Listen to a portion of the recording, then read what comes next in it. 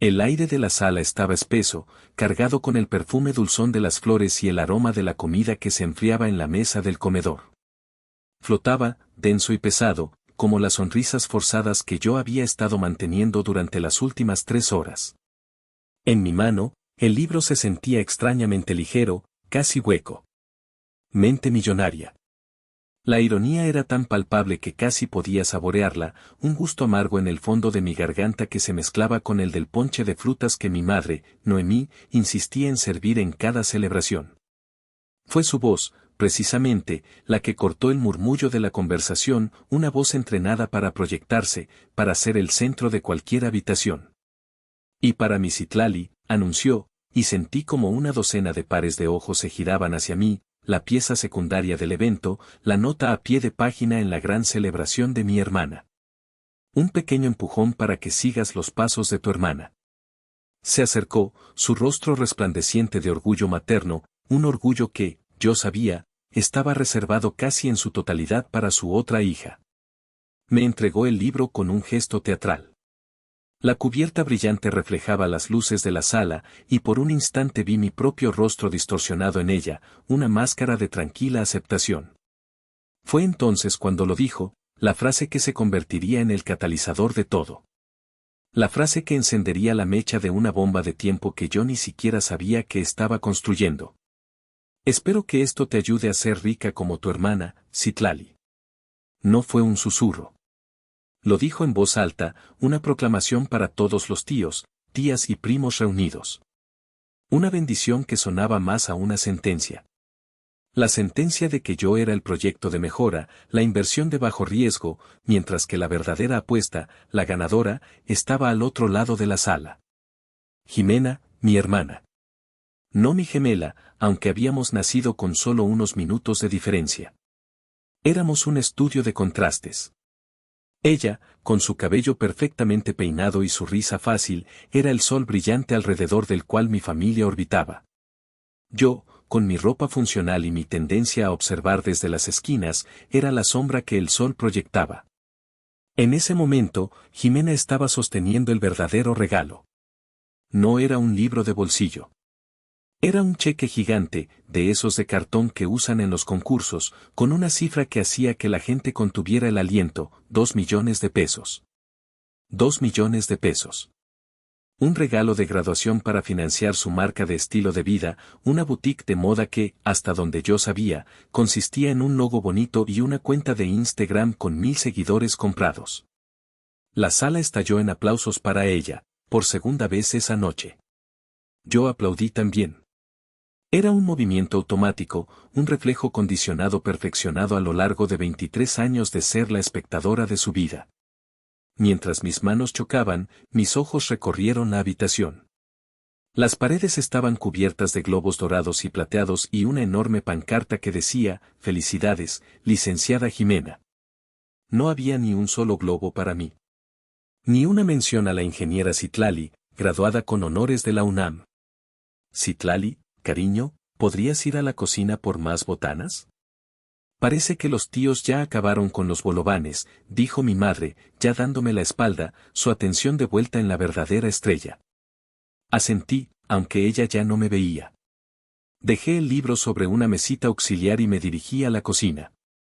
El pasillo se sentía como un túnel que me alejaba del ruido y me sumergía en el silencio familiar de la invisibilidad. Me apoyé en el mostrador de la cocina, respirando hondo. El olor a guisado recalentado llenaba el aire. No sentía ira, no todavía. La ira vendría después. Lo que sentía en ese momento era un cansancio profundo, un agotamiento que me calaba hasta los huesos. El cansancio de representar un papel que nunca pedí en una obra que no era la mía. Miré por la ventana de la cocina hacia el jardín oscuro. Podía ver el reflejo de la fiesta en el cristal, luces parpadeantes, gente riendo, mi hermana posando para una foto con el cheque gigante. Parecía un mundo lejano, uno al que yo tenía acceso, pero del que nunca sería realmente parte. Sostuve el libro en mi mano. Mente millonaria. Lo abrí. En la primera página, mi madre había escrito una dedicatoria con su caligrafía elegante y floreada, para que nunca dejes de soñar en grande. con todo nuestro amor, mamá y papá. Cerré el libro con un chasquido suave. El amor, me di cuenta, venía en diferentes formas en esta casa. Para Jimena, venía en forma de un cheque de 2 millones de pesos. Para mí, venía en forma de un libro de autoayuda de 250 pesos. El mensaje era claro. A ella le daban el capital. A mí, me daban la tarea. Y en ese silencio, en la soledad de la cocina, mientras la fiesta de mi hermana seguía sin mí, una idea comenzó a formarse. No era una idea airada ni vengativa, no al principio. Era una idea fría, clara y precisa como una línea de código. Si ellos querían que yo aprendiera a ser millonaria, tal vez era hora de mostrarles los resultados de mis estudios. Tal vez era hora de dar mi propia clase magistral. La memoria, a veces, no es un álbum de fotos, sino un museo. Un lugar donde guardas piezas de evidencia, exhibiciones silenciosas de momentos que te definieron. Y la pieza central de mi museo personal era, sin duda, nuestra fiesta de 15 años. O, para ser más precisos, la fiesta de Jimena. Ocurrió hace 8 años, pero la recuerdo con la claridad de una fotografía de alta resolución. Mis padres, Noemí y Damián, habían decidido que, siendo casi gemelas, celebraríamos juntas. Una idea que sonaba equitativa en teoría, pero que en la práctica fue una lección temprana sobre la economía del afecto en mi familia. El Salón Los Cerezos era el lugar más elegante de la zona. Tenía candelabros de cristal que colgaban como lágrimas de luz y un piso de mármol tan pulido que podías ver tu reflejo en él. Mis padres lo reservaron con un año de antelación. Durante meses, la casa fue un torbellino de preparativos. Conversaciones interminables sobre el color del vestido, un rosa coral que a Jimena le encantaba y a mí me hacía parecer enferma, pruebas de menú con platillos que yo no podía pronunciar. Y la selección de una banda en vivo que tocaba las cumbias y baladas pop favoritas de mi hermana. Es una inversión en los recuerdos, Citlali, me dijo mi padre, Damián, una noche, cuando me encontró mirando el presupuesto que mi madre había dejado en la mesa de la cocina. Los números bailaban ante mis ojos. La cifra total era más de lo que yo pensaba que ganarían en un año. Tu hermana está tan emocionada. Estos momentos son los que importan en la vida. Mi vestido era una réplica exacta del de Jimena. Cuando me lo probé, me sentí como una impostora, una sombra pálida de la princesa radiante que era mi hermana. El día de la fiesta, mientras el estilista trabajaba en el elaborado peinado de Jimena, a mí simplemente me hicieron unas ondas rápidas. Es que no tenemos mucho tiempo, nena, y tu hermana es la festejada principal, me dijo la maquillista con una sonrisa de disculpa. Nadie corrigió su error. La fiesta fue exactamente como la habían planeado, un monumento al encanto de Jimena. Ella bailó el vals con mi padre, los dos flotando bajo los reflectores mientras todos los invitados aplaudían conmovidos. Yo bailé con mi tío Eladio, en un rincón menos iluminado del salón. Ella partió el pastel de 5 pisos. Ella abrió los regalos mientras un primo grababa todo con una cámara de video. Yo aparecía en el fondo de algunas tomas, un borrón rosa coral sonriendo tímidamente. Mi celebración tuvo lugar al día siguiente. Era un domingo por la tarde. Mi madre compró un pastel de 3 leches de la panadería local y lo puso en la mesa del comedor. Invitamos a mis abuelos y a mi tío Eladio. Esa era toda la lista de invitados. Después del gastazo de ayer, tenemos que apretarnos el cinturón, mija, explicó mi madre, cortando una rebanada de pastel para mí. Además, a ti no te gustan tanto las fiestas grandes, ¿verdad? Eres más tranquilita. No era una pregunta, era una afirmación. Una etiqueta que me habían puesto y que yo, por evitar conflictos, había aceptado. Comí mi pastel en silencio mientras mi padre y mis abuelos hablaban del éxito rotundo que había sido la fiesta de Jimena. Fue mi tío Eladio, el hermano menor de mi madre, un hombre fornido con manos manchadas de grasa de motor y una honestidad brutal, quien rompió la farsa. Cuando todos se fueron y él se quedó para ayudar a recoger los platos, me llevó a un lado. Ten, dijo, y me entregó un regalo envuelto en papel de periódico. Era pesado y rectangular. Lo abrí. No era un perfume ni un vestido. Era un libro de texto grueso y de aspecto intimidante. En la portada, en letras blancas y sencillas, se leía, el lenguaje de programación C++. Lo miré, confundida. Tu madre me dijo que te pasas horas en esa computadora vieja que te regalé, dijo, su voz más suave de lo habitual. Me dijo que te gusta hacer cositas con ella. Asentí. Aprendo a hacer páginas web. Y pequeños programas. Él sonrió, una sonrisa genuina que iluminó su rostro. Esto, sobrina, dijo, golpeando suavemente la cubierta del libro con un dedo, vale más que 100 fiestas en Los Cerezos. Con los vestidos y la música, solo presumes. Con esto, su dedo se detuvo en el título, tú construyes el futuro. El tuyo. No dejes que nadie te diga que tan grande o pequeña debe ser tu celebración. Esa noche, mientras Jimena dormía rodeada de sus regalos y tarjetas de felicitación, yo me quedé despierta hasta el amanecer. La luz de mi monitor era mi único candelabro. Las páginas del libro de mi tío eran mi salón de baile. Y mientras mis dedos volaban sobre el teclado, escribiendo mis primeras líneas de código en C++, sentí una emoción que la fiesta de miles de pesos nunca me dio. No era la emoción de ser admirada. Era la emoción de estar creando algo de la nada. El libro no fue solo un regalo. Fue un permiso. Un permiso para ser yo misma, para valorar lo que a mí me importaba, incluso si nadie más en esa casa lo entendía. Fue la primera pieza de mi museo, la que me enseñó que el verdadero valor no siempre es el que más brilla o el que más fuerte suena. A veces, es el que funciona silenciosamente en segundo plano, esperando el momento adecuado para ejecutar su comando. La siguiente gran exhibición en mi Museo del Dolor fue instalada 4 años después. Durante una cena familiar que comenzó con el aroma reconfortante de las enchiladas de mi madre y terminó con el sabor metálico de la decepción. El tema de la noche era la universidad. Jimena, como siempre, tenía un plan claro y glamoroso. Quería estudiar marketing en el Tecnológico de Monterrey, Campus Ciudad de México. Era, según ella y mis padres, la mejor plataforma para el éxito. No hablaban de la calidad académica. Hablaban de la red de contactos. De los hijos de empresarios y políticos que serían sus compañeros. Los contactos lo son todo, Citlali, me sermoneó mi padre, Damián, mientras pasaba la salsa. Tu hermana entiende eso. Tiene un don para la gente. En el TEC hará las conexiones que le abrirán todas las puertas. Mi madre, Noemí, asintió vigorosamente, como si mi padre estuviera citando un texto sagrado. Exactamente. Es una inversión. La colegiatura es carísima, pero es una inversión en su futuro. Y en el nuestro, añadió en voz más baja, casi para sí misma. Pero yo la oí. Jimena sonreía, la personificación de la confianza. Además, el programa de emprendimiento es increíble. Ya tengo una idea para una marca de ropa. Algo exclusivo, con conciencia social. Escuché en silencio, como solía hacer. Dejé que su entusiasmo llenara la habitación. Esperé. Sabía que mi turno llegaría, y sabía cómo se desarrollaría la conversación.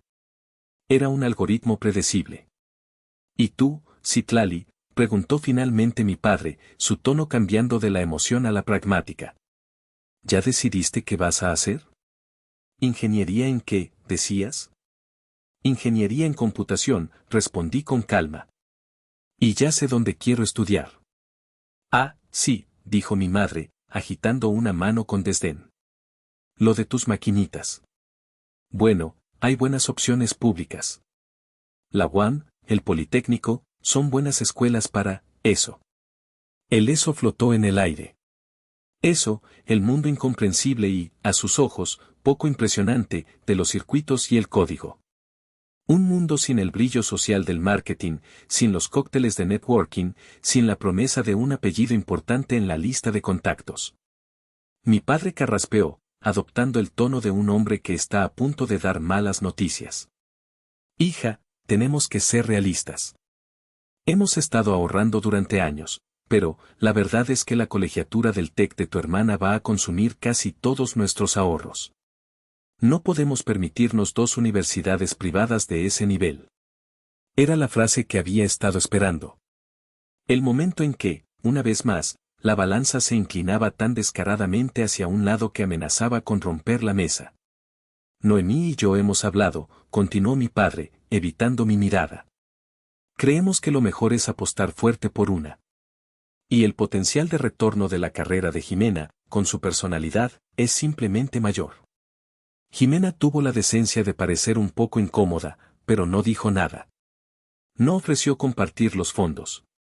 No sugirió una solución más equitativa. Simplemente aceptó el veredicto. Fue mi madre la que asestó el golpe final, envolviéndolo en un manto de falsa comprensión. Citlali, sé comprensiva.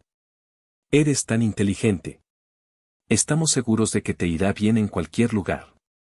Tú puedes ir a una universidad pública, ¿no? Al fin y al cabo, tu carrera de ingeniería no necesita tantas relaciones. Solo necesitas ser buena en lo que haces. Dejé mis cubiertos sobre el plato. El sonido fue apenas audible, pero en el silencio que siguió, pareció un portazo. Levanté la vista y los miré a los tres, uno por uno. No necesito su dinero, dije. Mi voz no fue airada ni resentida. Fue tranquila, factual. Una simple declaración de una verdad que ellos desconocían. Los tres parpadearon. ¿Cómo dices?, preguntó mi padre, confundido. Dije que no necesito su dinero para la universidad, repetí, articulando cada palabra. Apliqué para varias becas. Hace una semana recibí la confirmación. Obtuve una beca de excelencia académica completa para estudiar ingeniería en computación en la Facultad de Ingeniería de la UNAM. El silencio que siguió fue diferente. No era el silencio incómodo de antes. Era un silencio denso, pesado, lleno de sorpresa y, por un instante, de algo que parecía vergüenza.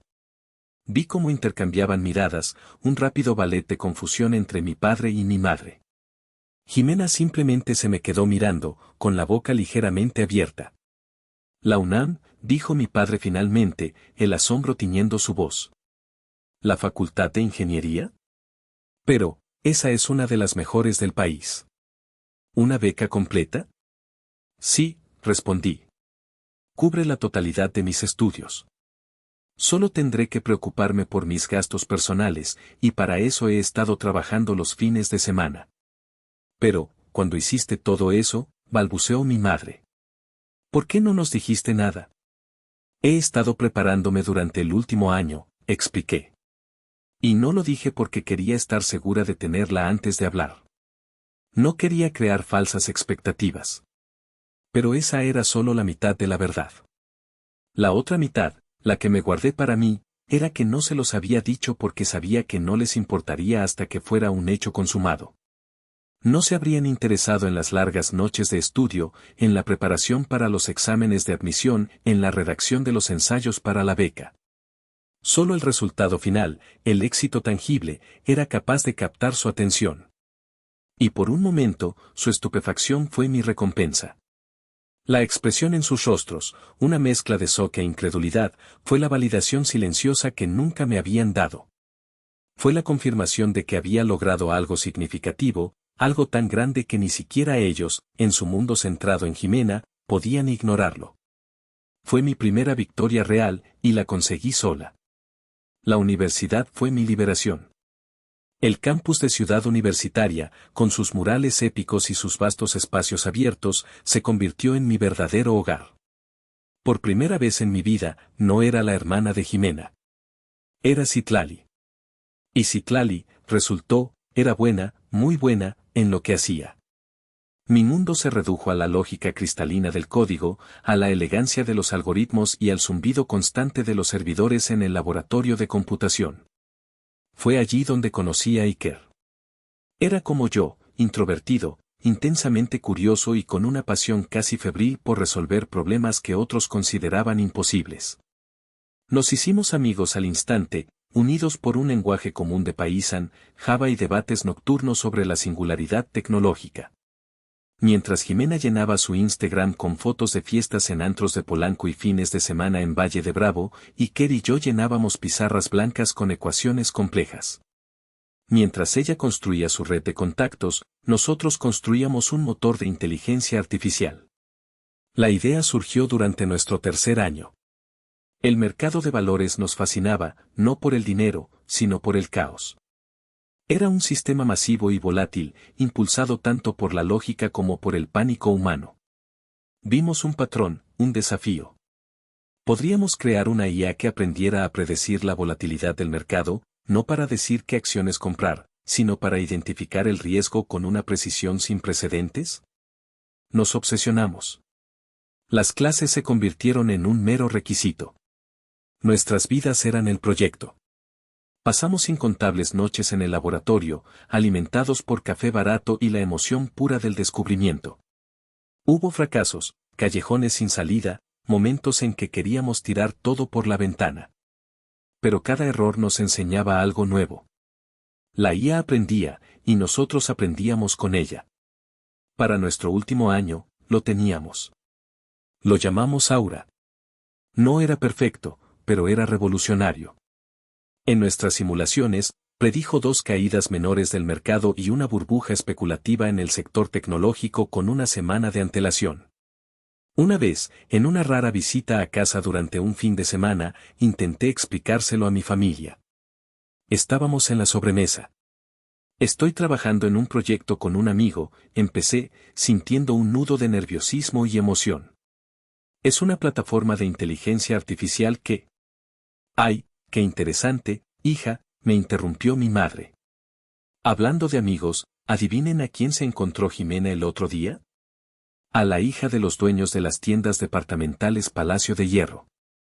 ¡Qué increíble! Dice que la invitó a una venta privada. Y así, Aura fue relegado al montón de cositas de maquinitas incomprensibles de Citlali. Jimena, que había escuchado mi intento con media sonrisa, añadió su propio comentario condescendiente. ¿Inteligencia artificial? Suena a esas cosas de robots que nunca funcionan. ¿Quién va a usar ese software aburrido, hermanita? La gente quiere cosas reales, como la moda, la belleza. Ese fue el último día que intenté hablarles de mi trabajo. Iker y yo decidimos no buscar inversores locales. Sabíamos que lo que teníamos era demasiado avanzado para el ecosistema tecnológico mexicano de la época. En su lugar, participamos en una competencia online de startups de fintech, tecnología financiera, organizada por una firma de capital de riesgo de Silicon Valley. No esperábamos ganar. Solo queríamos obtener retroalimentación. No ganamos. Pero sucedió algo mejor. Una semana después de la competencia, recibimos un correo electrónico. El remitente era el vicepresidente de desarrollo de una de las empresas de software financiero más grandes del mundo. Habían visto nuestra presentación. Estaban intrigados. Querían una demostración en vivo. Los siguientes 3 meses fueron un borrón de videollamadas a altas horas de la noche, negociaciones, y un lenguaje legal que nos obligó a contratar a un abogado que apenas podíamos pagar. Nos hicieron una oferta. Luego otra. Y luego una tercera, la que nos hizo darnos cuenta de que esto era real. El día que firmamos los contratos digitales, Iker y yo estábamos en nuestro pequeño apartamento alquilado cerca de la universidad. No hubo champán. Solo un silencio atónito mientras mirábamos la pantalla. Habíamos vendido Aura. Habíamos vendido nuestro software aburrido. Una semana después, el dinero llegó. Me senté sola en mi habitación, mirando la aplicación de mi banco en el teléfono. El número era tan largo que me costaba procesarlo. Después de pagar al abogado y los impuestos de la transacción, mi parte ascendía a $2 millones. En ese momento, con el tipo de cambio, eran poco más de 40 millones de pesos. 40 millones de pesos. Cerré la aplicación. La volví a abrir. El número seguía ahí. No se sentía real. Yo era una estudiante de 22 años que todavía comía fideos instantáneos para cenar. Y era millonaria. Mi primer instinto fue llamar a mis padres, gritar la noticia. Imaginar sus caras de asombro. Pero me detuve. La voz de mi hermana resonó en mi cabeza: ¿quién va a usar ese software aburrido? La interrupción de mi madre para hablar de los contactos de Jimena. Años de cumpleaños olvidados, de logros minimizados. Y tomé una decisión. No diría nada. No era por malicia, o no del todo. Era, extrañamente, por miedo. Miedo de que el dinero lo cambiara todo de la manera equivocada. Miedo de que su desinterés se convirtiera de la noche a la mañana en una atención sofocante y calculadora. Miedo de que el dinero borrara a la Citlali que siempre ignoraron y la reemplazara con un cajero automático con mi cara. Así que me lo guardé para mí. Era mi secreto, mi ancla en una nueva realidad que me aterraba y me emocionaba a partes iguales. Decidí darles una última prueba, un examen final sin que ellos lo supieran. La graduación estaba a la vuelta de la esquina.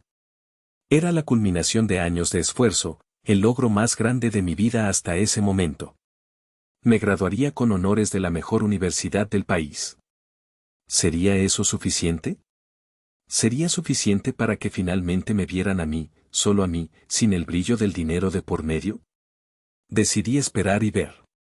Continué mi vida como si nada hubiera cambiado. Terminé mis clases, presenté mis exámenes finales y me preparé para la ceremonia. El dinero dormía en mi cuenta bancaria, un gigante silencioso esperando despertar. Y yo esperaba con él, dándoles a mis padres una última oportunidad de pasar la prueba. De vuelta en la fiesta, el peso del libro en mis manos parecía aumentar con cada segundo que pasaba. La frase de mi madre: espero que esto te ayude a ser rica como tu hermana, seguía rebotando en mi cráneo. Era el eco de 1000 desaires pasados, condensado en una sola frase condescendiente. Me obligué a sonreír, un gesto que se sentía como si se me fuera a resquebrajar la cara. Gracias, mamá. Es un detalle. Mi prima Lorena, cuya admiración por Jimena rayaba en la devoción, se acercó con una copa de vino en la mano. Su mirada se posó en el libro y una sonrisita maliciosa se dibujó en sus labios. A ver, primita, dijo, arrastrando las palabras, échale ganas con la lectura. Nunca es tarde para aprender a hacer negocios de verdad. Mira a tu hermana, esa sí es una visionaria. A ver si con esto sales de pobre y dejas de estar encerrada con tus computadoras raras. La risa de los que estaban cerca fue como una bofetada. Sentí que la sangre me subía a las mejillas. Apreté la mandíbula, clavando las uñas en la palma de mi mano libre. Conté hasta 10 en silencio. No reacciones. No les des esa satisfacción. Pero el universo, al parecer, había decidido que esa noche mi paciencia se agotaría. Jimena, flotando en su nube de gloria y champán, se deslizó a mi lado. Pasó un brazo por mis hombros, un gesto que para los demás parecería de afecto fraternal, pero que yo sentí como una marca de posesión, de superioridad. «Ay, hermanita», suspiró, su voz goteando una falsa compasión que era más insultante que un grito. «No te sientas mal. No todos podemos ser líderes natos. Pero no te preocupes». Me dio una palmada en el hombro, una palmada fuerte, condescendiente.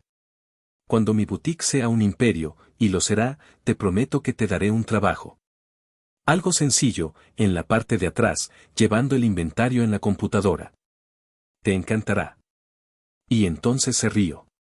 Una risa ligera y melodiosa que, para mis oídos, sonó como el chirrido de un clavo en una pizarra. Esa fue la gota que finalmente derramó el vaso. No fue un evento cataclísmico. Fue la acumulación, la muerte por 1000 pequeños cortes, y esa última palmada, esa última promesa de caridad, fue el corte final que llegó al hueso. En ese instante, algo dentro de mí se rompió. O tal vez, algo se soldó. La paciencia infinita, la resignación silenciosa, la costumbre de hacerme pequeña para no opacar su brillo, todo se hizo añicos. Y en su lugar, surgió una calma gélida. Una claridad absoluta. La miré. Realmente la miré, quizás por primera vez sin el filtro del afecto familiar o la resignación. Vi a una persona profundamente insegura, Alguien que necesitaba desesperadamente la validación externa, que medía su valor en cheques gigantes y aplausos. Vi el miedo en el fondo de sus ojos brillantes, el miedo a no ser suficiente, el miedo a que un día todos descubrieran que detrás de la fachada no había mucho más. Y por primera vez, no sentí lástima. Sentí una especie de liberación. Me quité su brazo de encima con un movimiento suave pero firme. La sonrisa forzada en mi rostro se desvaneció, reemplazada por una expresión neutral, ilegible. Gracias por la oferta, Jimena, dije, mi voz sonando extrañamente tranquila, desprovista de la emoción que me quemaba por dentro. Pero creo que estaré bien por mi cuenta. Me di la vuelta y me alejé, dejando atrás su expresión de sorpresa. Ya no me importaba lo que pensaran. Ya no me importaba su fiesta, su cheque o su futuro imperio de moda. El juego había cambiado. Ellos no lo sabían todavía, pero yo acababa de decidir que iba a reescribir las reglas. Y para hacerlo, necesitaba un aliado. Afortunadamente, el único que siempre había tenido estaba en el jardín, fumando un cigarrillo a solas. Encontré a mi tío Eladio junto al viejo limonero del patio trasero. El humo de su cigarrillo se arremolinaba en el aire fresco de la noche, creando una pequeña nebulosa a su alrededor. El ruido de la fiesta parecía lejano desde aquí, un murmullo sordo interrumpido por el canto de los grillos. Él no me miró cuando me acerqué. Siguió con la vista fija en la barda del vecino, pero supe que había notado mi presencia. Eladio tenía esa cualidad de estar siempre consciente de su entorno, una habilidad desarrollada, supongo, por años de escuchar el lenguaje secreto de los motores. Bonita fiesta, no, dijo, su voz ronca con un sarcasmo que no intentaba ocultar. Para Jimena, sí. Es una noche increíble, respondí, deteniéndome a su lado. El olor a tierra húmeda y a tabaco era extrañamente reconfortante. Le dio una larga calada a su cigarrillo, la punta brillando como un ascua en la oscuridad. ¿Y para ti? ¿También es una noche increíble? Me encogí de hombros, aunque sabía que él no me estaba mirando. Es, lo de siempre, tío. Finalmente, giró la cabeza y me miró. Sus ojos, acostumbrados a encontrar la más mínima imperfección en un motor, parecieron ver directamente a través de mi fachada de calma. Vieron la herida, la rabia, la decisión que acababa de tomar. Y una mierda que es, lo de siempre, espetó, arrojando el cigarrillo al suelo y aplastándolo con la punta de su bota de trabajo. Estoy harto, Citlali. Harto de ver esto. Es como si fueras invisible para ellos. Se acercó a mí, su imponente figura bloqueando la luz que se filtraba desde la casa. Su rostro estaba contraído por una ira que era puramente por mí, y eso, de alguna manera, deshizo el nudo que yo tenía en el pecho. ¿Viste la cara de tu madre? Parecía que había ganado la lotería. ¿Y tu padre? Flotando como un pavo real. ¿Y todo por qué? Por un cheque y una idea de negocio que probablemente fracasará en 6 meses porque tu hermana cree que tener buen gusto es lo mismo que saber administrar una empresa.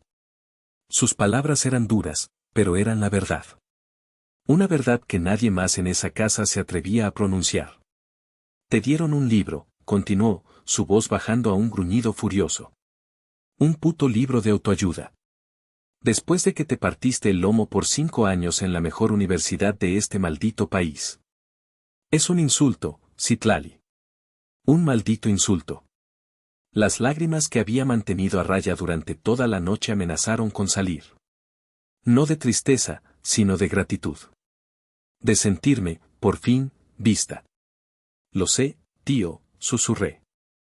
Él puso sus manos grandes y callosas sobre mis hombros. La pregunta es, ¿qué vas a hacer al respecto? ¿Hasta cuándo, mija? ¿Hasta cuándo vas a dejar que te pisoteen como si fueras un tapete? Valórate. Porque si tú no lo haces, esos cabrones de ahí dentro nunca lo harán. Levanté la barbilla y lo miré directamente a los ojos.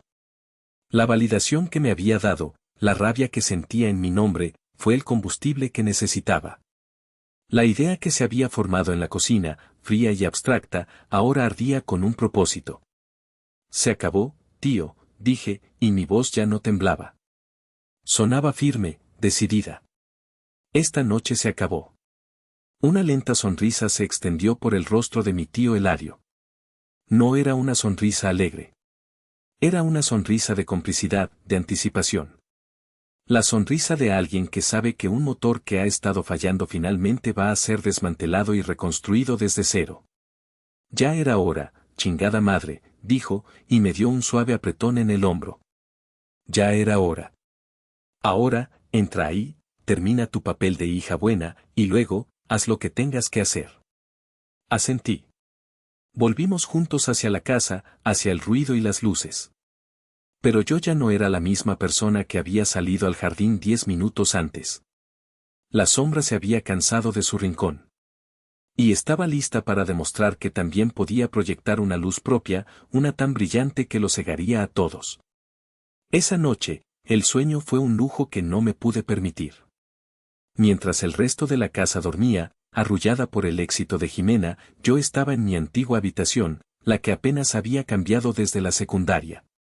Las paredes todavía tenían pósters de pioneros de la computación y las estanterías estaban llenas de manuales de programación. Era mi santuario, y esa noche se convirtió en mi cuartel general. La operación que bauticé en silencio como Caras Pálidas no sería un arrebato impulsivo. La venganza, me dije a mí misma mientras encendía mi laptop, es un plato que se sirve frío, y el mío estaría congelado, calculado y documentado hasta el último centavo. El primer paso era simple. Accedí a mi cuenta bancaria. La cifra seguía ahí, inmutable, casi obscena en su magnitud. 40.325.110 pesos con 34 centavos MXN. Tomé una captura de pantalla detallada. Era la pieza central de mi evidencia, pero sabía que no era suficiente. Necesitaba contexto. Necesitaba que el golpe no solo fuera sorprendente, sino devastador en su precisión. Mi mente, entrenada para desglosar problemas complejos en partes manejables, se puso a trabajar. ¿Cuál era la narrativa que ellos habían construido? Que Jimena era la inversión segura y yo la apuesta incierta. Para destruir esa narrativa, necesitaba atacar sus cimientos. Y los cimientos de su castillo de naipes eran, literalmente, la casa en la que dormían. Recordé una conversación a medias que había escuchado hacía un par de meses. Mi madre hablaba por teléfono en voz baja, mencionando el banco y un papeleo importante. En ese momento no le di importancia. Ahora, la curiosidad se convirtió en una sospecha helada. Abrí una nueva pestaña en mi navegador y me dirigí al portal del Registro Público de la Propiedad. Era una base de datos gubernamental, un poco anticuada pero llena de información para quien supiera buscar. Introduje la dirección de la casa de mis padres. Los registros básicos aparecieron: propietarios, Damián y Noemí, fecha de adquisición, 1998, hipoteca original con Banorte, liquidada en 2018. Sentí una punzada de orgullo por ellos. Habían trabajado duro para pagar su casa. Pero mi sospecha me hizo seguir buscando. Me adentré en la sección de gravámenes y anotaciones marginales. Y ahí estaba. Registrado hacía exactamente 2 meses y 11 días. Un nuevo gravamen. Una segunda hipoteca. El acreedor, Banorte. El monto del crédito, 2 millones de pesos MXN. El aire se me escapó de los pulmones. 2 millones de pesos. La cifra exacta del cheque de Jimena. No era dinero de sus ahorros. No era una inversión de su patrimonio. Habían vuelto a hipotecar su casa, el símbolo de toda una vida de trabajo, y se lo habían entregado a Jimena para financiar su sueño de una boutique de Instagram. Habían apostado el techo sobre sus cabezas por su hija predilecta, mientras que a mí me daban un libro sobre cómo conseguir lo que ellos acababan de arriesgar. La rabia que sentí en ese momento fue pura y afilada como un trozo de vidrio. Ya no se trataba solo de favoritismo. Se trataba de una imprudencia monumental, una ceguera que rayaba en la locura. Y me dio la pieza final de mi rompecabezas. Guardé una copia digital de los documentos de la hipoteca. La evidencia era irrefutable. Ahora, necesitaba darle un marco oficial a mi propia situación financiera. No bastaba con una captura de pantalla que podrían desestimar como un fotomontaje. Abrí mi correo y escribí un mensaje urgente a los abogados que nos habían ayudado a Iker y a mí con la venta de Aura. Eran caros, pero eficientes. Estimado licenciado Morales, escribí, necesito un documento con carácter de urgencia. Una declaración de patrimonio neto, notariada y desglosada, que certifique mi estado financiero actual, incluyendo efectivo en banco e inversiones. Lo necesitaré para mañana por la tarde. No repare en gastos para acelerar el proceso. Presioné enviar. Sabía que me costaría una pequeña fortuna, pero era una inversión necesaria en mi propia narrativa. Con las piezas principales en su lugar, me recosté en mi silla, la luz del monitor bañando mi rostro en un resplandor azulado. El plan se estaba solidificando. No sería una confrontación en casa, donde ellos controlaban el entorno. Tenía que ser en un terreno neutral, un lugar público donde no pudieran gritar ni hacer una escena. Un lugar que por su propia naturaleza subrayara la brecha que ahora existía entre nosotros. Y el acto final de la preparación no fue digital. Tomé el libro, Mente Millonaria, y lo observé. La cubierta brillante, la promesa de riqueza. Se convertiría en el caballo de Troya perfecto. El símbolo de su desdén se transformaría en el vehículo de mi revelación. El sol comenzaba a filtrarse por mi ventana cuando finalmente apagué la laptop. No había dormido, pero no me sentía cansada. Me sentía energizada, concentrada. Como un programador que ha pasado toda la noche depurando un código y finalmente, justo antes del amanecer, lo ve compilar sin un solo error. El programa estaba listo. Solo faltaba presionar ejecutar. La mañana siguiente, me aseguré de ser la última en bajar a desayunar. Necesitaba que estuvieran todos juntos, relajados en su victoria de la noche anterior. Los encontré en la mesa de la cocina, el sol de la mañana iluminando las migajas de pan dulce y las tazas de café a medio terminar. Jimena estaba mostrando en su teléfono diseños de interiores para su futura boutique, y mis padres la escuchaban con una atención embelesada. Me serví una taza de café, moviéndome con una lentitud deliberada, proyectando una energía de derrota y melancolía. Me senté a la mesa y suspiré, un suspiro largo y teatral que estaba diseñado para captar su atención. Funcionó. Mi madre apartó la vista del teléfono de Jimena y me miró con una expresión de impaciencia apenas disimulada. ¿Qué te pasa a ti?, preguntó. ¿Todavía sigues con tus dramas de anoche? Negué con la cabeza, mirando fijamente mi taza de café como si contuviera las respuestas al universo. No, no es eso. Es que, he estado pensando. Hice una pausa, asegurándome de tener su atención completa. He estado pensando en lo que dijeron. Sobre los negocios, sobre ser realista. Y creo que tienen razón. Vi por el rabillo del ojo como mi padre bajaba el periódico. Jimena levantó la vista de su teléfono, una ceja arqueada con curiosidad. Estaba pensando, continué, mi voz un murmullo de falsa vulnerabilidad, que tal vez debería tomarme un tiempo. Renunciar a mi trabajo. Es un buen trabajo, pero, no es un negocio. No es algo grande como lo de Jimena. Tal vez debería, no sé, volver a casa un tiempo. Para ahorrar y pensar bien las cosas. El efecto fue instantáneo y exactamente como lo había previsto. El rostro de mi madre se iluminó. Pude ver los engranajes girando en su cabeza. Yo, de vuelta bajo su techo, bajo su control. Yo, la hija sensata y dócil, finalmente admitiendo la superioridad del camino de Jimena. Sería la confirmación definitiva de que sus decisiones siempre habían sido las correctas.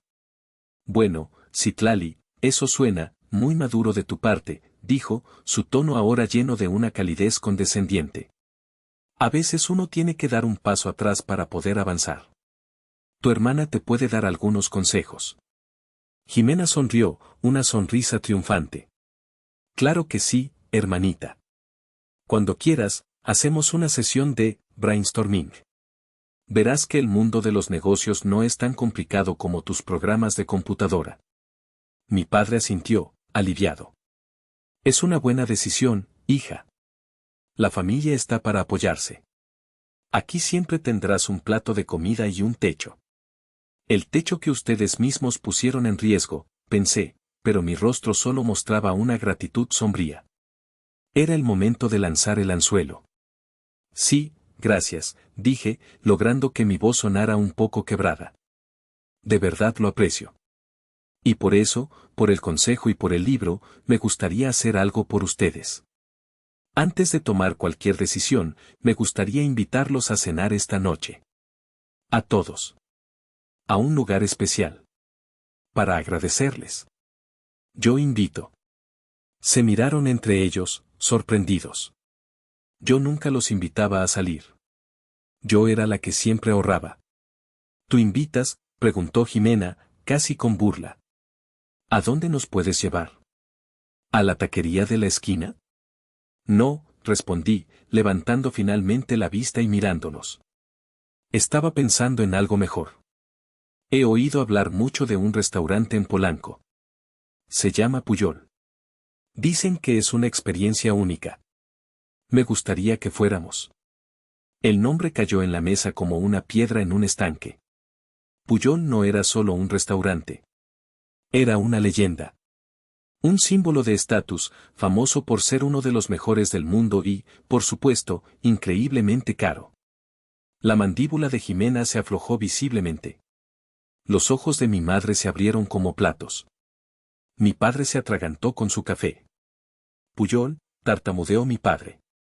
Citlali, ¿tienes idea de lo que cuesta ese lugar? Es una locura. Me encogí de hombros, como si fuera la cosa más natural del mundo. He estado ahorrando. Y creo que la ocasión lo merece. Es para celebrar a Jimena y para agradecerles a ustedes por todo. Por ayudarme a ver las cosas con más claridad. Por favor. Déjenme hacer esto. Mi aparente sumisión, combinada con la perspectiva de una cena extravagantemente lujosa a mi costa, era una carnada demasiado tentadora para que la ignoraran. La codicia y el ego lucharon en sus rostros por un instante, y ganaron. Bueno, hija, dijo mi madre, recomponiéndose y adoptando un aire de magnanimidad. Si insistes, sería una falta de educación decir que no. Qué detalle tan bonito de tu parte, reconocer así el éxito de tu hermana. El anzuelo había sido mordido. La trampa estaba puesta. Perfecto, dije, forzando una sonrisa. Haré la reservación para las 8. Vístanse elegantes. Me levanté de la mesa, dejando mi café intacto. Mientras subía las escaleras hacia mi habitación, pude escuchar sus susurros emocionados a mis espaldas, planeando que se pondrían, hablando de las fotos que tomarían.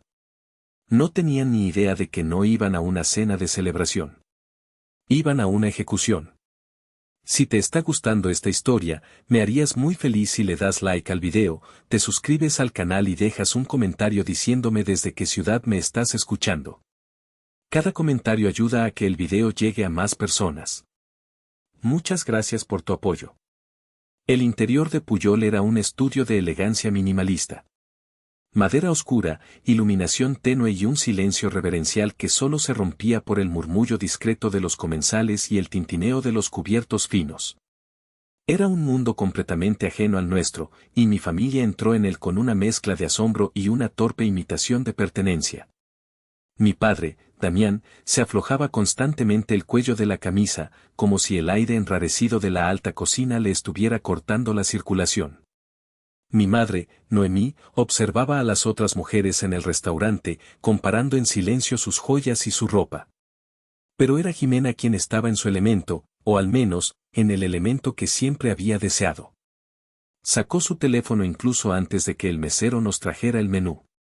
Tengo que tomar una foto para el Insta, anunció, haciendo un puchero para una selfie con el logo del restaurante apenas visible en el fondo. Mis seguidores no van a creer que estoy aquí. _fine dining _success _entrepreneur life. El mesero, un hombre impecablemente vestido con un profesionalismo imperturbable, nos presentó el menú de degustación. Era un poema de ingredientes nativos y técnicas de vanguardia. Mientras él describía cada plato con una pasión casi religiosa, vi los ojos de mi padre abrirse con pánico al no reconocer una sola palabra. Tú pide por nosotros, Citlali, dijo mi padre con un gesto de la mano, intentando sonar casual. ¿Tú qué sabes de estas cosas modernas? La cena transcurrió como una obra de teatro del absurdo. Mientras degustábamos platillos que eran tanto arte como comida, el mole madre, mole nuevo, el elote tierno con mayonesa de hormiga chicatana, la conversación en nuestra mesa era dolorosamente terrenal. Ignorando por completo la complejidad de la comida, mi familia decidió que ese era el momento y el lugar perfectos para darme una clase magistral de negocios. ¿Ves, Citlali?, comenzó mi padre, después de tragar ruidosamente un bocado de pulpo en tinta de habanero. Esto es una inversión. El dueño de este lugar no se hizo rico vendiendo tacos de canasta. Vendió una experiencia. Una marca. Eso es lo que tu hermana está haciendo.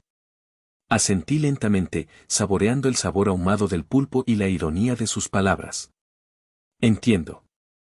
Tienes que pensar en tu marca personal, hermanita, intervino Jimena, después de tomarle una foto a su plato desde 3 ángulos diferentes. No puedes pasarte la vida detrás de una pantalla. Tienes que salir, conocer gente. Venderte a ti misma. Mira, yo ni siquiera he abierto la boutique y ya tengo casi 2000 seguidores. Eso es capital social. Mi madre, que había estado escuchando con la cabeza inclinada en señal de aprobación, añadió su propia perla de sabiduría. Tu hermana tiene razón. El dinero llama al dinero, Citlali. Tienes que gastar para ganar. Mira esta cena. Es un gasto enorme, sí, pero nos posiciona. Nos da estatus. Es una lección importante que debes aprender ahora que estás reconsiderando tu futuro. Bebí un sorbo de mi agua mineral. El plan de volver a casa estaba funcionando a la perfección. Me veían como un lienzo en blanco sobre el cual podían pintar sus propias filosofías de éxito de segunda mano. Me estaban dando todas las armas que necesitaba, sin siquiera darse cuenta. Tienen razón, dije, y la sinceridad en mi voz lo sorprendió. He sido muy cerrada. Enfocada en cosas pequeñas. No he visto el panorama completo. Exacto, exclamó mi padre, encantado con mi aparente epifanía. El panorama completo. De eso se trata. Tienes que arriesgarte. Como nosotros lo hicimos con tu hermana. Fue un riesgo, claro que sí, pero creemos en ella. Apostamos fuerte por ella. Apostaron la casa, pensé.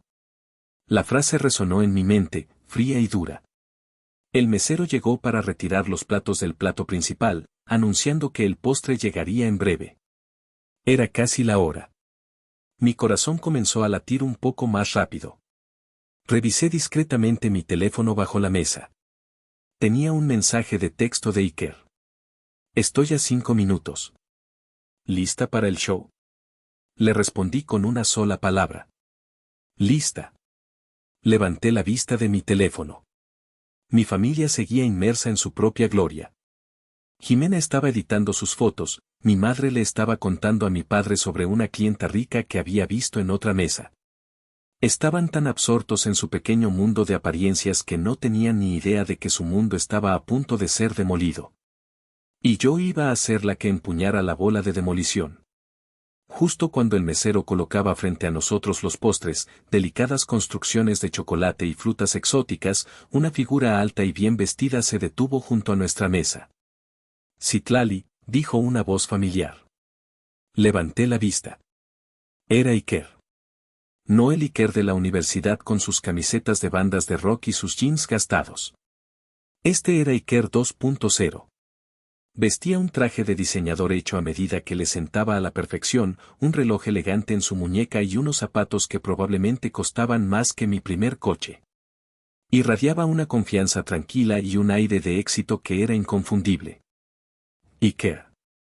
Qué sorpresa verte aquí, dije, mi tono una mezcla cuidadosamente ensayada de sorpresa y placer. Me levanté para abrazarlo. Mi familia se quedó en silencio, observando la escena con los tenedores a medio camino de la boca.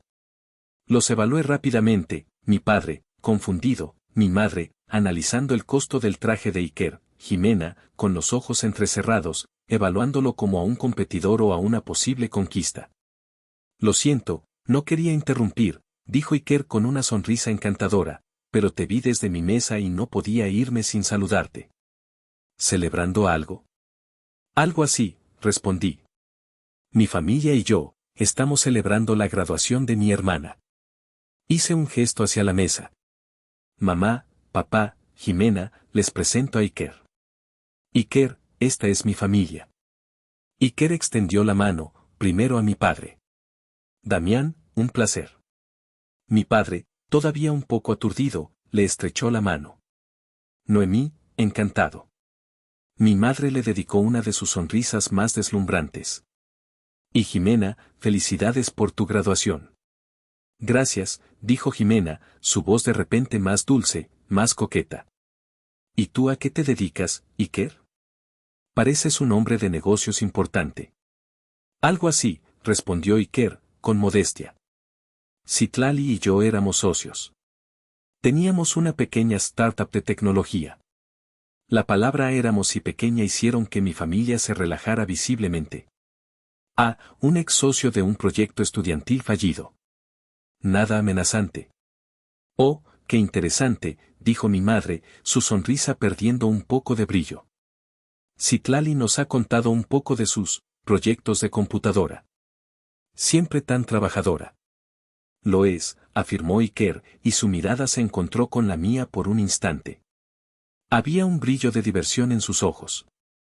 Es la ingeniera más brillante que conozco. De hecho, por eso estoy aquí esta noche. Acabo de cerrar un trato con unos inversores de Nueva York y quería celebrarlo en el mejor lugar de la ciudad.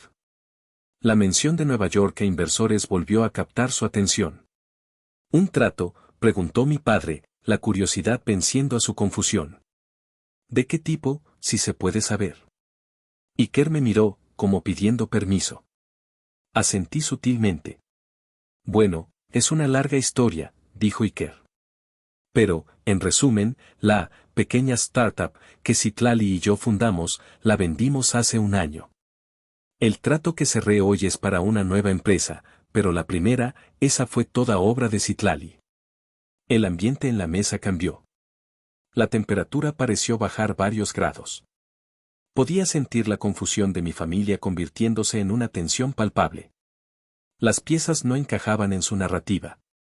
¿Vendieron la empresa?, preguntó Jimena, su tono ahora agudo, inquisitivo. ¿La de la inteligencia artificial aburrida? Iker sonrió, una sonrisa que no llegó a sus ojos. Esa misma. Resulta que no era tan aburrida para algunas de las instituciones financieras más grandes del mundo. Hizo una pausa, dejando que sus palabras flotaran en el aire. El catalizador había sido introducido.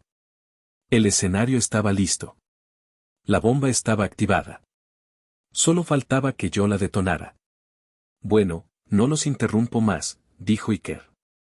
Citlali, hablamos mañana. Fue un placer conocerlos a todos. Se despidió con un asentimiento de cabeza y se alejó con la misma elegancia con la que había llegado. En cuanto se fue, todas las miradas se volvieron hacia mí. 3 pares de ojos llenos de preguntas no formuladas, de sospechas incipientes. «¿Qué amigo tan exitoso tienes?», dijo mi madre, rompiendo el silencio. «Sí, lo es», respondí. Y entonces, me incliné hacia adelante, tomé el libro Mente Millonaria que había dejado a un lado de mi plato y lo puse en el centro de la mesa con un suave golpe. Hablando de éxito, dije, mi voz ahora desprovista de toda emoción. Quiero devolverles este regalo. Creo que ya no lo necesito. El libro yacía en el centro de la mesa, su título dorado brillando bajo la luz tenue. Mente Millonaria. Parecía una burla. Durante unos segundos, nadie se movió. El único sonido era el lejano murmullo de las otras mesas, un mundo ajeno a la burbuja de tensión que se había formado alrededor de la nuestra. ¿Qué quieres decir con que no lo necesitas?, preguntó mi padre, su voz teñida de una irritación nerviosa. ¿Estás menospreciando nuestro regalo, Citlali? No, en absoluto, respondí con una calma que me sorprendió a mí misma. Al contrario. Lo aprecio tanto que he decidido seguir su consejo al pie de la letra. Lentamente, abrí el libro. No por la primera página, sino por la mitad, donde había metido el fajo de papeles que había preparado la noche anterior. El pequeño paquete de hojas A4, doblado en dos, cayó sobre el mantel blanco con un sonido casi inaudible. Creo que deberían echar un vistazo a esto, dije, deslizando los papeles hacia mi padre. Considérenlo mi primer informe de negocios para ustedes. Jimena soltó una risita nerviosa. ¿Qué es esto, tus calificaciones? ¿Nos vas a demostrar que sacaste 10 en la universidad? No le respondí. Mantuve mi mirada fija en mi padre. Él, con el ceño fruncido, se puso sus lentes de leer, que siempre llevaba en el bolsillo de la camisa. Desdobló los papeles. La primera hoja era la captura de pantalla de mi cuenta bancaria. Vi cómo sus ojos se movían de un lado a otro, leyendo la cifra 1, 2, 3 veces. Su rostro, normalmente sonrosado, comenzó a perder color, volviéndose de un blanco ceroso. Su boca se abrió ligeramente. ¿Qué es?, preguntó mi madre con impaciencia, inclinándose sobre el hombro de mi padre. Jimena se estiró desde el otro lado de la mesa para ver. Escuché a mi madre ahogar un grito. Jimena se quedó congelada, con los ojos fijos en el papel. 40 millones, balbuceó mi padre, su voz apenas un susurro. Levantó la vista del papel y me miró, sus ojos llenos de una incredulidad total. ¿Qué es esto, Citlali? ¿Es una broma? No es ninguna broma, respondí, tomando un sorbo de agua. Mi mano estaba perfectamente firme. Es el estado de mi cuenta de ahorros principal. Bueno, era de hace 2 días. La cifra ha cambiado un poco por los intereses. ¿De dónde?, comenzó a decir mi madre, su voz temblando. ¿Recuerdan a Aura?, pregunté. Mi pequeña startup. ¿El software aburrido? Los miré a cada uno, obligándolos a recordar sus propias palabras de desdén. Iker y yo la vendimos hace un año a una firma de tecnología financiera de Silicon Valley. Después de impuestos y de dividirlo todo, mi parte fueron $2 millones. La mesa quedó en un silencio absoluto, tan profundo que podía escuchar el latido de mi propio corazón en mis oídos. El peso de esa cifra, de esa realidad, descendió sobre ellos. Vi una tormenta de emociones pasar por sus rostros, shock, negación, confusión. Mi padre pasó a la siguiente hoja del fajo. Era la copia del registro de la segunda hipoteca. Esto, dijo, su voz ahora un hilo. Esto es de nuestra casa. ¿Cómo lo conseguiste? Es información pública, papá. Si sabes dónde buscar, expliqué con frialdad. Una segunda hipoteca por $2 millones. La misma cantidad que le diste a Jimena para su negocio. Me imagino que es una coincidencia. La cara de mi madre se descompuso. Las lágrimas comenzaron a brotar de sus ojos. Citlali, no entiendes. Teníamos que apoyarla. Era su sueño. Y mi sueño no importaba, la interrumpí, mi voz finalmente mostrando un atisbo de la herida que había debajo de la calma.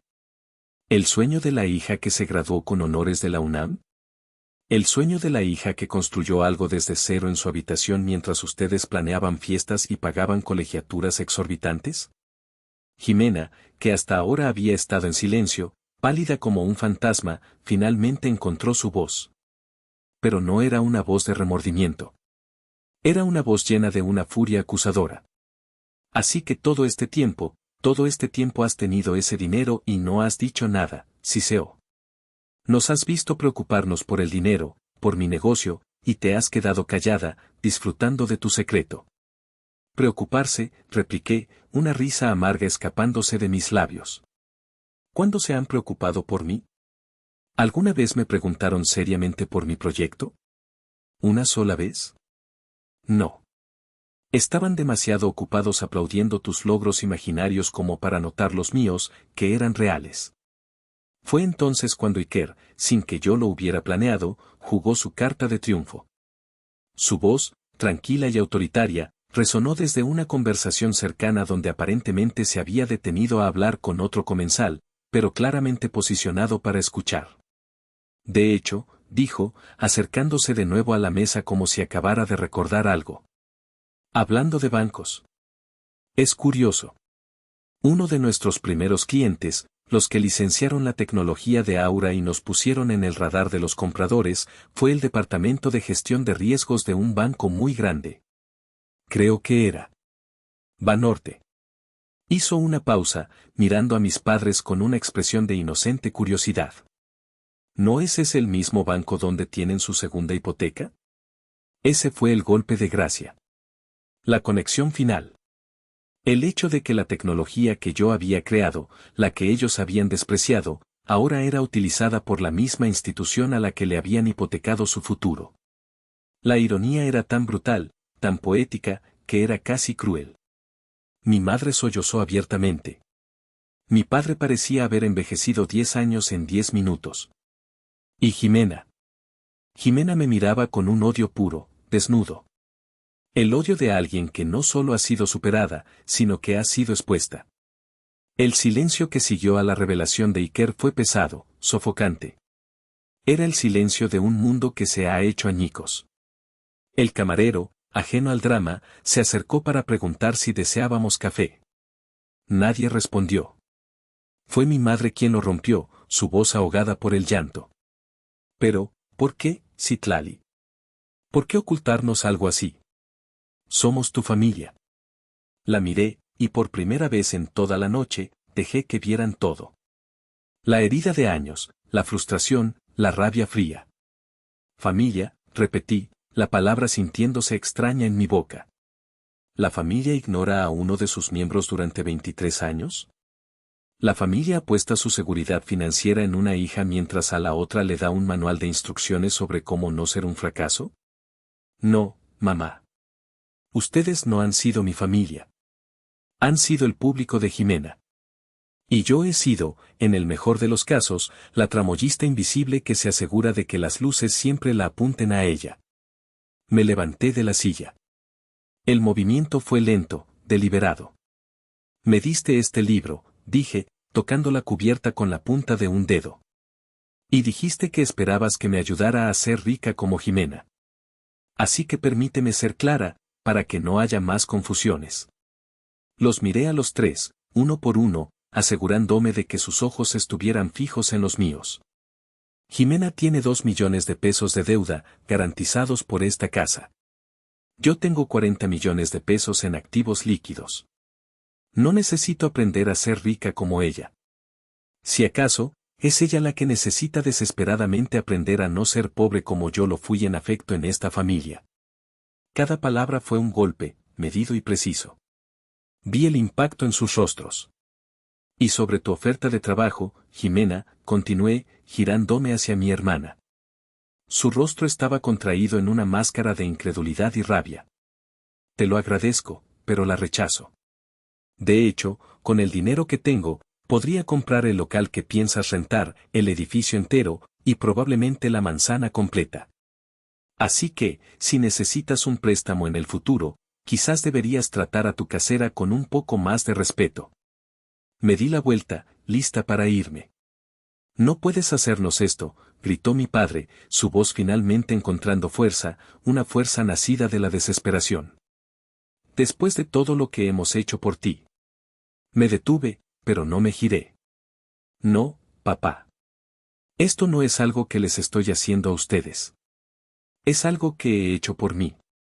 Y es lo que ustedes, con sus acciones, me enseñaron a hacer, valorar los resultados, las cifras, el éxito tangible. Pues bien, aquí tienen mis resultados. Hice una seña al mesero, que se había mantenido a una distancia prudente, observando el drama con una profesionalidad admirable. La cuenta, por favor. Saqué mi cartera. No la cartera de estudiante que solía usar. Una nueva, de cuero, que había comprado la semana anterior. De ella extraje una tarjeta que nunca había usado. Era de metal, pesada y de un color negro mate. Una American Express Centurion. La tarjeta que te ofrecen solo por invitación cuando tus gastos alcanzan niveles astronómicos. La había conseguido a través del banco privado que ahora gestionaba mis finanzas. Puse la tarjeta sobre la bandeja que trajo el mesero. El hombre la miró, y sus ojos se abrieron ligeramente en un raro momento de sorpresa. Era un símbolo de estatus tan potente que trascendía cualquier palabra que yo pudiera decir. Quédense con el cambio, le dije. Luego, sin una última mirada a las tres figuras petrificadas en la mesa, caminé hacia la salida. Iker ya me estaba esperando en la puerta. Pasó un brazo por mis hombros mientras salíamos a la noche fresca y bulliciosa de Polanco. No dijo nada. No tenía que hacerlo. Mientras nos alejábamos, no sentí euforia. No sentí una alegría triunfante. Sentí una calma inmensa, una quietud profunda. Era la sensación de un peso, uno que había llevado durante toda mi vida, siendo finalmente levantado de mis hombros. La obra de teatro había terminado. Las luces se habían apagado. Y yo, la tramoyista, por fin era libre. En el momento en que subí al coche de Iker, mi teléfono comenzó a vibrar. No paró en todo el camino a mi apartamento. Era una cacofonía digital, una tormenta de notificaciones que representaba el colapso del universo de mi familia. No te vayas así, tenemos que hablar. Papá. 10:32 de la noche. Eres una egoísta y una mentirosa. Siempre te he odiado. Jimena. 10:33 de la noche. Citlali, por favor, contesta el teléfono, tu padre está muy afectado. Mamá. 10:35 de la noche. Decidí ignorarlos. Iker condujo en silencio, respetando mi necesidad de procesar lo que acababa de suceder. Cuando llegamos a mi edificio, se detuvo pero no apagó el motor. ¿Estás bien?, preguntó, su voz suave. Sí, respondí, y me sorprendió darme cuenta de que era verdad. Creo que por primera vez en mucho tiempo, estoy realmente bien. Lo que hiciste ahí dentro, comenzó, fue épico. Sonreí, una sonrisa genuina. Gracias por tu aparición estelar. El comentario sobre Banorte fue un toque de genialidad. Para eso están los socios, dijo, guiñándome un ojo. Ahora ve a descansar. Mañana será un día largo. Tenía razón. La noche fue solo el comienzo. Durante los días siguientes, la estrategia de mi familia cambió, siguiendo un patrón predecible y patético. Fase 1, la furia y la culpa. Los primeros mensajes estaban llenos de ira. Me acusaban de ser cruel, de humillarlos, de haber planeado todo para hacerles daño. Jimena me envió una serie de audios de WhatsApp, cada uno más histérico que el anterior, llamándome de todo, desde víbora hasta traidora. Mi padre intentó apelar a la culpa, diciéndome que mi madre no había dejado de llorar y que su presión arterial estaba por las nubes. Fase 2, la falsa adulación. Cuando vieron que la ira no funcionaba, cambiaron de táctica. De repente, mi teléfono se llenó de recuerdos inventados y elogios tardíos. Hija, siempre supe que eras un genio. Recuerdo cuando arreglaste esa computadora vieja, le dije a tu madre, esa niña va a llegar lejos. Papá.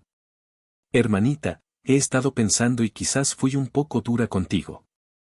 Es que siempre he estado un poco celosa de tu inteligencia. Deberíamos hablar, podríamos ser socias. Jimena. Citlali, mi niña preciosa, tu padre y yo estamos tan increíblemente orgullosos de ti. Deberíamos organizar otra cena, una de verdad, para celebrar tu éxito. Mamá. Era tan transparente que era casi cómico. El cambio fue tan abrupto que demostraba que no había ni una pizca de sinceridad en sus palabras. No estaban orgullosos de mí. Estaban impresionados por mi dinero, y estaban desesperados por conseguir un trozo de él. Fase 3, la intervención de los monos voladores. Cuando ignoré también la adulación, despegaron a la infantería. Empecé a recibir llamadas y mensajes de tíos, primos y amigos de la familia.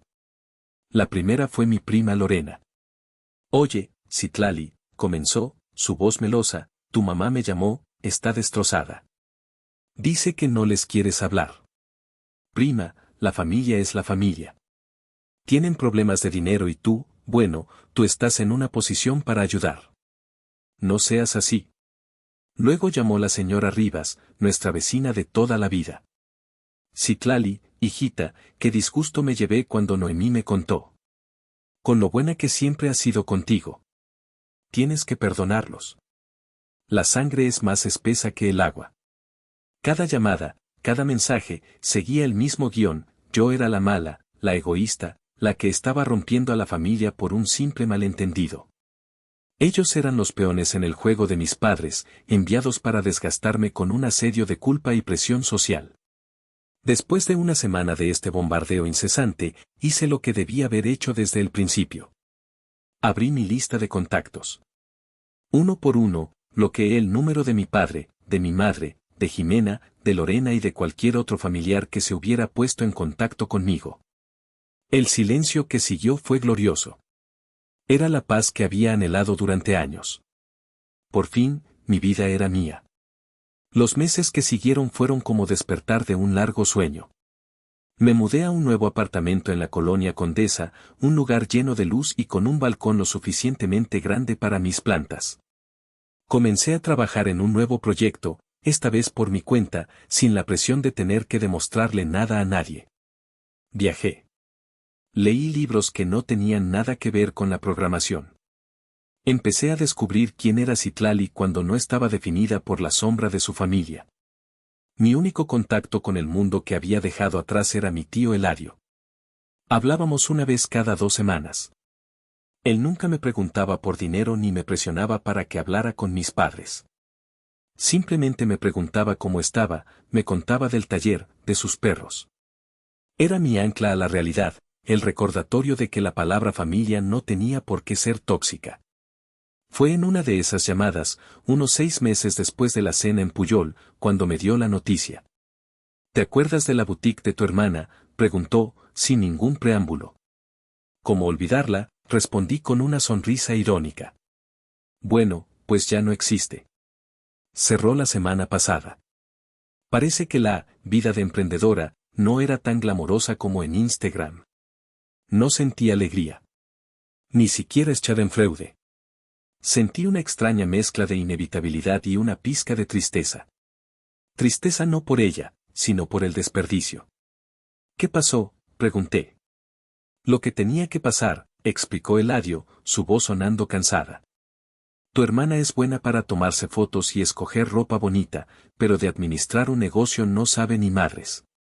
Se gastó todo el dinero en una renta carísima en Polanco, en muebles de diseñador y en pagarle a influencers para que se tomaran fotos con sus vestidos.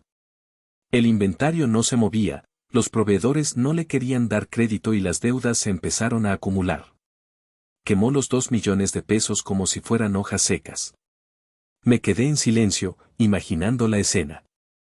El sueño de Jimena, construido sobre una base de ego y dinero prestado, derrumbándose.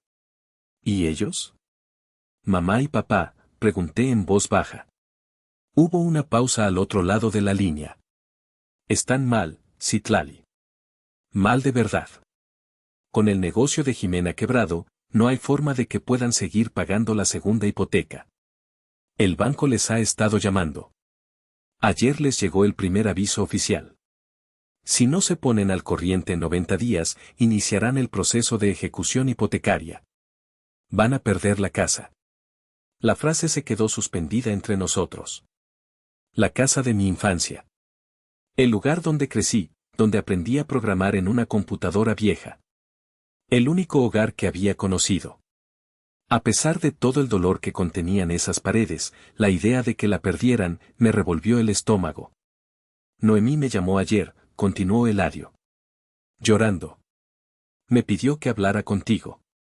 Que te convenciera de ayudarlos. ¿Y qué le dijiste?, pregunté, mi voz apenas un susurro. Le dije que no era mi puto problema. Le dije que cosecharan lo que sembraron. Pero, su voz se suavizó, te conozco, sobrina. Y sé que esto te va a afectar. Tenía razón. Esa noche, no pude dormir. Di vueltas en mi cama, la comodidad de mi nuevo apartamento sintiéndose de repente como una traición. La imagen de mis padres, mayores, sin hogar, me atormentaba. ¿Era eso lo que quería? ¿Su destrucción total? La rabia había disminuido en los últimos meses, reemplazada por una paz ganada con esfuerzo. Pero la herida, descubrí, seguía ahí. Y mis padres, en su desesperación, estaban hurgando en ella. A la mañana siguiente, después de una noche en vela, recibí una llamada de un número desconocido. Contesté. ¿Citlali? Era la voz de mi padre, rota, desesperada. Debía estar llamando desde el teléfono de un vecino. Papá. Hija, por favor, sollozó. Por favor, tienes que ayudarnos. Vamos a perderlo todo. Tu madre está destrozada. Sé que te fallamos. Sé que fui un mal padre. Pero por favor, no nos dejes en la calle. Era la primera vez en mi vida que lo escuchaba sonar tan derrotado, tan despojado de su orgullo. Y a pesar de todo, una parte de mí se rompió al escucharlo. Voy para allá, dije, antes de que mi cerebro pudiera procesar completamente las palabras. Estaré en la casa en una hora. Tenemos que hablar. Colgué el teléfono, mi corazón latiendo con fuerza. No sabía qué iba a hacer. No sabía qué iba a decir. Solo sabía que tenía que enfrentarlos una última vez. No en un restaurante elegante, sino en el lugar donde todo comenzó. En la casa que ahora estaba en el centro de nuestra guerra familiar. Conducir de regreso a la colonia de mi infancia fue como viajar en el tiempo. Las mismas calles, las mismas casas, el mismo parque donde aprendí a andar en bicicleta. Pero yo no era la misma. Cuando estacioné mi coche frente a la casa, me tomé un momento para observarla. La pintura estaba un poco descarapelada en algunos lugares, el jardín necesitaba un poco de atención. Parecía cansada, como si el peso de los problemas de sus habitantes se estuviera manifestando en sus muros. Toqué el timbre. La puerta se abrió casi al instante. Era mi padre. Se veía, pequeño. La postura orgullosa que siempre había tenido había desaparecido, reemplazada por un encorvamiento de derrota. Tenía ojeras oscuras bajo los ojos y parecía haber envejecido una década en los últimos 6 meses. Hija, dijo, su voz ahogada. Gracias por venir. Entré. La casa olía a encierro y a tristeza. Mi madre estaba sentada en el sofá de la sala, con un pañuelo arrugado en la mano. Ni siquiera levantó la vista cuando entré. Jimena estaba de pie junto a la ventana, de espaldas a nosotros, con los brazos cruzados. La tensión en la habitación era tan densa que se podía cortar con un cuchillo. Siéntate, por favor, dijo mi padre, señalando un sillón. Me senté, colocando mi portafolio de cuero en el suelo a mi lado. Decidí no andarme con rodeos. Tío Eladio me contó la situación, empecé, mi voz tranquila y profesional. Sobre la casa. Mi madre finalmente levantó la vista. Sus ojos estaban rojos e hinchados. El banco nos va a echar a la calle, Citlali, sollozó. No tenemos a dónde ir. Tu hermana, ella lo intentó, pero el negocio no funcionó. No fue su culpa. Incluso en la ruina, la defendía. Una parte de mí quiso gritar, pero la reprimí. No había venido a pelear. Había venido a terminar esto. Lo intentamos todo, continuó mi padre, sentándose en el borde de una silla. Tratamos de renegociar con el banco, pero la deuda es demasiado grande. No nos dan opciones.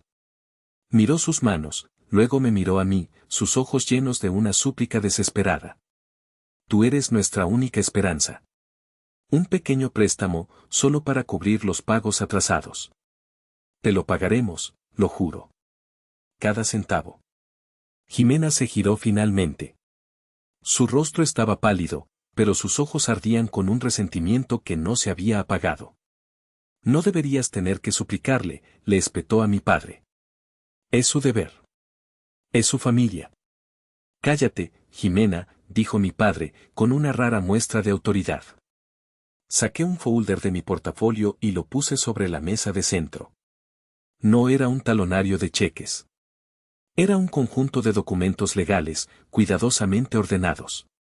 No voy a darles un préstamo, dije con calma. Vi cómo la esperanza se desvanecía de los ojos de mi padre. El llanto de mi madre se intensificó. Pero, continué, tampoco voy a dejar que pierdan la casa. Se quedaron en silencio, confundidos. Abrí el folder. Hace 3 días, mis abogados se pusieron en contacto con el departamento legal de Banorte, expliqué, mi voz firme, sin emociones. Hice una oferta para adquirir la totalidad de su deuda pendiente. La segunda hipoteca. Como soy una clienta de alto valor para su banco privado, y como ellos estaban ansiosos por eliminar un préstamo en riesgo de su cartera, aceptaron. Deslicé el documento superior sobre la mesa. Era un contrato de cesión de deuda, con el sello del banco y la firma de sus apoderados legales. Desde ayer a las 5 de la tarde, dije, mirándolos a los tres, el acreedor de la hipoteca de esta casa ya no es el banco. Soy yo. Si la cena en Pujol fue un shock, esto fue un terremoto. Vi la comprensión amanecer lentamente en sus rostros, seguida de una ola de incredulidad y pánico. ¿Qué significa eso?, tartamudeó mi padre. Significa, dije, articulando cada palabra, que legalmente, esta casa ahora es mía. Si ustedes no pagan la deuda, soy yo quien tiene el derecho legal de ejecutar la hipoteca y desalojarlos. Mi madre dejó escapar un sonido ahogado.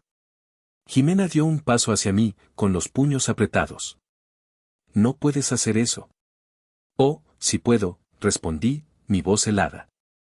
Tengo todos los derechos legales para hacerlo. Pero no lo haré. Saqué un segundo documento del folder. Esto, dije, es un contrato de arrendamiento. Les permitiré seguir viviendo aquí. A cambio de un alquiler simbólico de 1,000 pesos al mes, para que sea legalmente vinculante. Mi padre tomó el contrato con manos temblorosas.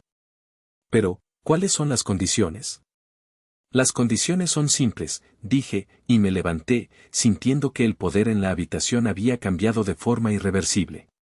Primero, nunca más volverán a contactarme para pedirme dinero. Para nada.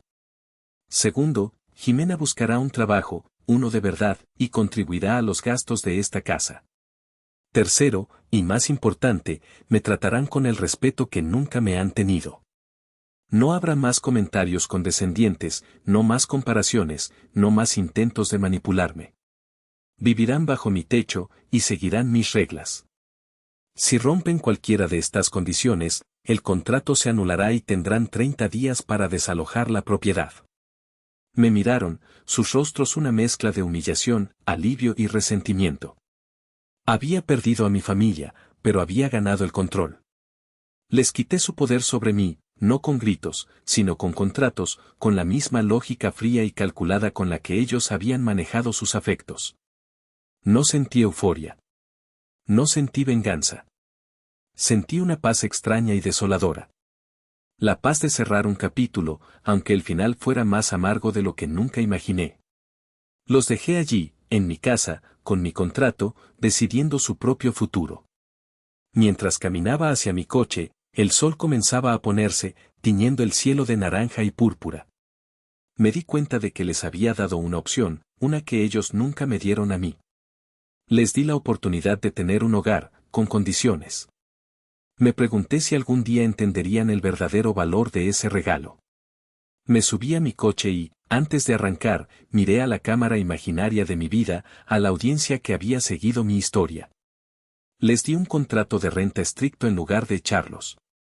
¿Hice lo correcto, o debí dejarlos enfrentar las consecuencias de sus acciones? Gracias por escuchar mi historia hasta el final. Si te ha gustado, por favor, no olvides darle like a este video, suscribirte al canal y compartirlo con alguien a quien creas que le puede interesar. Tu apoyo es fundamental para que pueda seguir trayendo más historias como esta. Y si de verdad están disfrutando de este relato, me darían una alegría muy grande si presionan el botón de hipear. Su apoyo significa muchísimo para mí y me anima a seguir buscando historias para ustedes. Muchas gracias de corazón.